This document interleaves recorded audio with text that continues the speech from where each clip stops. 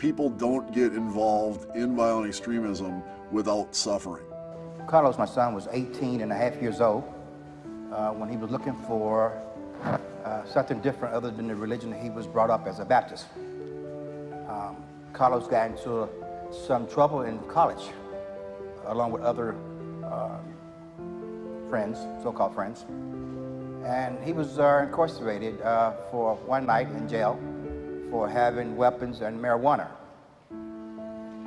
That scared the daylights out of him. And he went off seeking how could he get on the right track. I was a kid who who has been through an identity crisis, has had this traumatic moment at home, getting caught for in a house party. Then having this guilt trip which made me go to become extremely religious. So I'm 19 years old. I have the Army cadet background. So now when I see these guys and I see them that they are Muslim looking and they are militant, they're strong. I guess by the end of middle school, he was starting to not do so great in school. And then this friend died, and that's when he started using chemicals. I think that the shame that comes from that was another sort of tick in his vulnerability and wanting to be good and wanting to be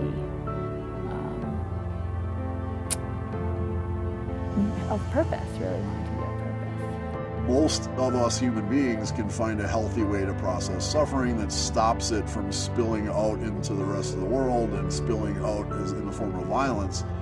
When people get involved in violent extremism, whether it's the so-called Islamic State or it's the Hammer-Skin Nation, the reason why someone would get involved in that group is because something is seriously wrong in their life and they haven't found a healthy way to process it. There is a lot of movements who are bringing up frustrations within even children, and these children don't know how to channel that. So now it's like having a gun and having that gun facing all different types of ways, and whoever comes by it can get it. I like comparing what I call white supremacist and Muslim supremacist. They both think in the same way. My people are superior to everybody else. My people must dominate over other people. You must not, interact with them. My people have been oppressed by them. And this is the exact same narratives that you see in both groups, whether you call them white supremacists or Muslim supremacists. The victimhood aspect of a violent extremism narrative is absolutely crucial. Without this feeling of victimhood, you don't have the urgency to not only justify, but romanticize violence. You have terrorism disguised as heroism. So I saw them as heroes. Anyone that carries out any action against somebody else always feels justified to do so. So justice sometimes is a very relative, loose term, and no matter who you are, even a white supremacist will feel justified and feel that like they've done justice. They instill into your head that what you're doing is right and you're doing it for your new family.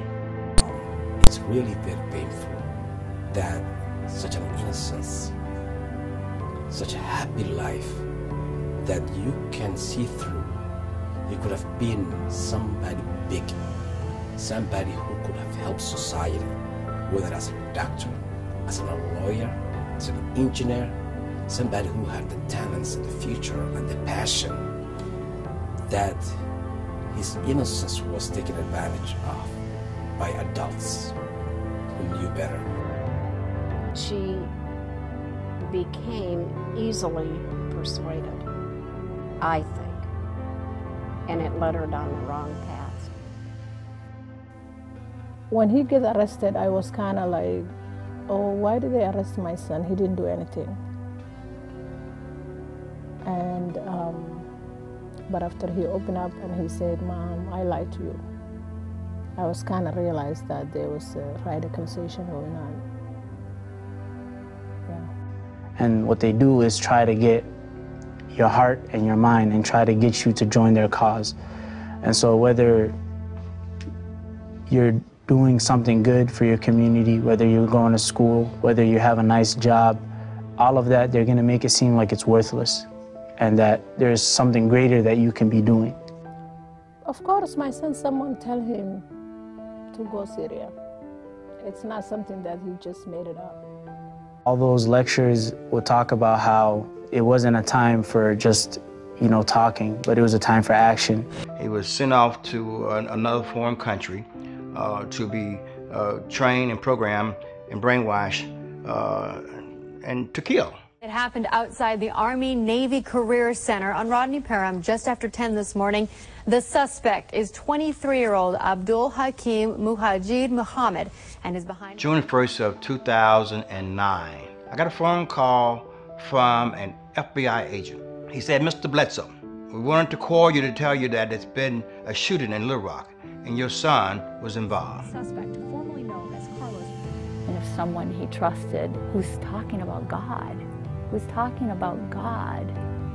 would tell you this story, how could they be lying and using you? And my dad's dedication to me, my mom's dedication was it was a guide for me to get to a better place. So for people who have loved ones, children who seem to be at risk, it's very important to let them know that while you don't agree with what they're doing whatsoever, you will never give up on it. To parents, I would say you cannot go hard on them. They will express their anger towards a certain group or authority. They will use them on us. They will be madly convinced. Allow them to rant. Allow them to tell you what is on their mind. You're not going to berate them into correcting themselves. Be empathetic with them. See what other issues they're having in their life. A lot of times, it may appear that it's one thing, but deeper down, there's something else. Try to find out what the root cause of that is, and you will deal with it, from the root. But I always try to make sure to let another mother who doesn't know what happened to tell what happened and to tell her that it's true. The radicalization is true. I want to help here in America, in the world, to try to understand how not to let this happen to your child, your son, your daughter. We would like to take and turn our pain into something positive, to help others, so no other parent has to go through what we went through. Well, I hope that Parents for Peace can, besides connecting us to each other and supporting other families who are going through this, possibly stopping something for some other family, and also raising awareness and understanding about, to everyone about what the process is and what's happening.